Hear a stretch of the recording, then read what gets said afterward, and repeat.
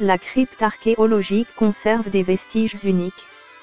Il s'agit d'un vivier à poissons, de l'époque romaine, illustrant le développement de l'activité portuaire et commerciale.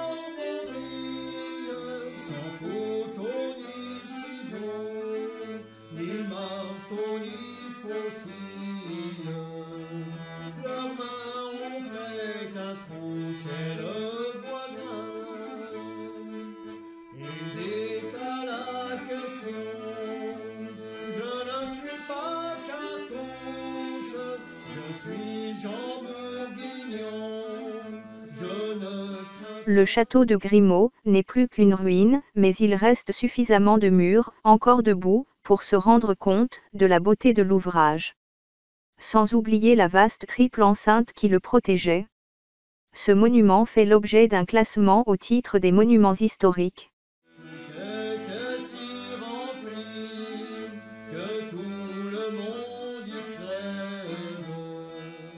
Un théâtre de plein air a été aménagé, permettant à la commune d'organiser des manifestations estivales.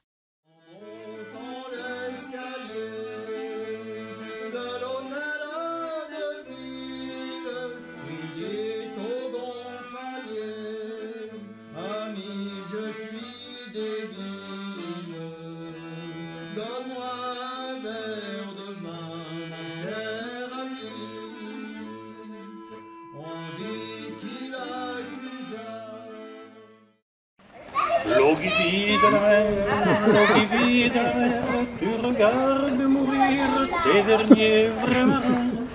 L'eau qui vide la mer, au fond de ton vieux port, s'entassent les carcasses du bateau déjà mort. Je n'ai jamais su dire ce que disent leurs yeux, ces yeux fixés sur ces visages burinés par le vent.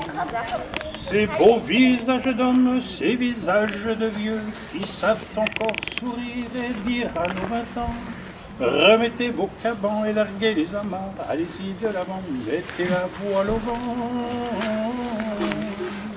L'eau qui vide la mer, l'eau qui vide la mer, tu regardes mourir tes derniers vrais marins. L'eau qui vide la mer, au fond de ton vieux port, s'entassent les carcasses des bateaux déjà morts. Oh, bravo!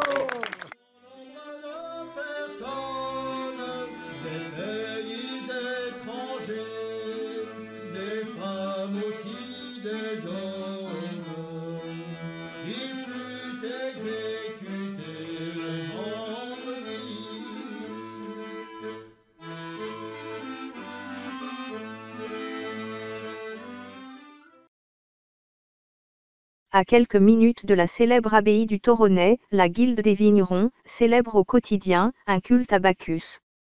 Une dévotion que sa cinquantaine de membres partagent aujourd'hui avec des milliers de fidèles, convertis à ces vins gourmands.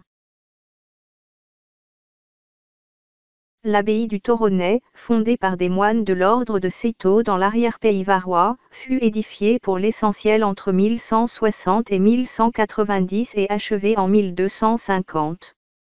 Elle constitue un ensemble architectural de l'époque romane présentant les caractéristiques de l'architecture cistercienne, pureté, dépouillement et proportions harmonieuses.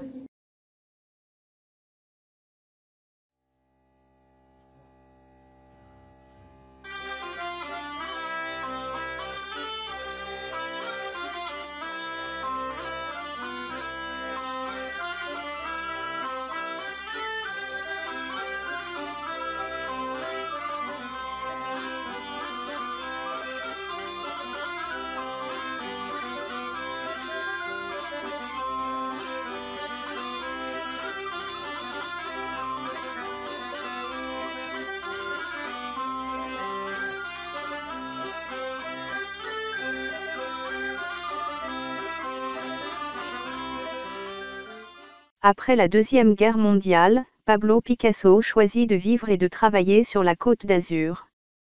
Son fort attachement pour la Méditerranée l'amène à Vallauris où il séjournera de 1948 à 1955. Installé dans son atelier du Fournat, il travaille intensément, réalise de nombreuses œuvres et expérimente une technique nouvelle pour lui, la céramique qui retint tout particulièrement son attention et qui motive sans doute son installation à Vallauris, ville connue pour son industrie potière.